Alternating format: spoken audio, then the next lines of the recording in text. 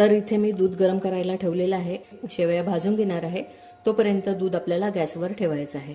बघू शकता उकळी आलेली आहे आणि गॅसचा फ्लेम मी कमीच ठेवलेला आहे। तर इथे मी कढई ठेवलेली आहे। आता याच्यामध्ये आपण तूप टाकून घेणार आहोत। तर तूप गरम झालेलं आहे। आता बदाम क्रश करून घेतलेला आहे खलबत्त्यामध्ये आणि ते टाकलेलं आहे। आता गॅसचा फ्लेम थोडा मोठा केलेला आहे। गॅसचा फ्लेम कमी करणार आहोत आणि शेवया आहे त्या टाकणार आहे मी यामध्ये। शेवयाला ब्राऊन कलर येतपर्यंत आपल्याला हे होऊ द्यायचं आहे। तर इथे मी गॅसचा फ्लेम कमीच ठेवलेला आहे। कमी फ्लेममध्ये आपल्याला हे परतून घ्यायचं आहे।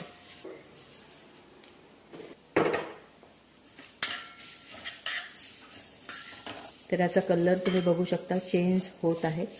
शेवया खूप जास्त करपल्या की मग कडवटपणा येतो, थोडं लक्ष द्यायचं आहे। बघू शकता तुम्ही कलर चेंज होताना दिसेल तुम्हाला। तर व्हिडिओमध्ये कसं दिसत आहे ते माहित नाही आहे, पण इथे आपला ब्राऊन कलर शेवयाला आलेला आहे।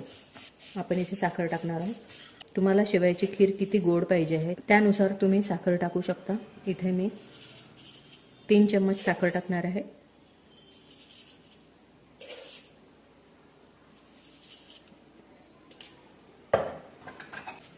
परत आपल्याला छान परतून घ्यायचं आहे। 2-3 मिनिटं परतून घेतलेलं आहे मी। आता यामध्ये मी दूध टाकत आहे।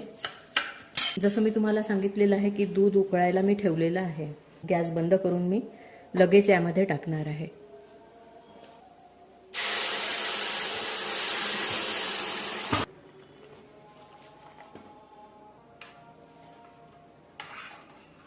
बघू शकता तुम्ही शेवया यामध्ये दिसत आहे। आता थोडं होऊ देणार आहोत आपण याला। तर इथे बाजूला बघू शकता मी एक पॅन ठेवलेला आहे छोटासा, त्यामध्ये मी टाकणार आहे साखर। चवीपुरतीच टाकायची आपल्याला, पूर्ण क्वांटिटी तुम्ही बघा किती गोड हवा आहे। साखर आपल्याला कॅरेमलाइज करायचं आहे। थोडी शेवयाची क्वांटिटी अशी झालेली आहे। साखर आहे कॅरेमलाइज झालेला आहे।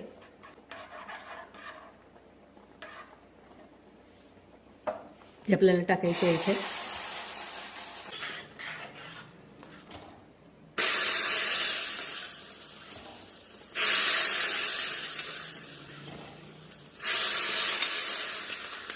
दूध टाकणार आहे,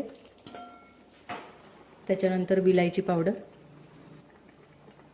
हे मिक्स करायचं आहे आणि यम्मी अशी आपली खीर इथे तयार आहे। 1 मिनिटासाठी मी गॅस बंद करून झाकायला ठेवणार आहे। इथे आपली खीर तयार आहे। रेसिपी आवडली असेल तर नक्की लाईक, शेअर, कमेंट्स नक्की करा आणि चॅनलला सबस्क्राईब नसेल केलं तर चॅनलला सबस्क्राईब करा आणि भेटूया अशाच नवीन रेसिपी सोबत। Bye bye.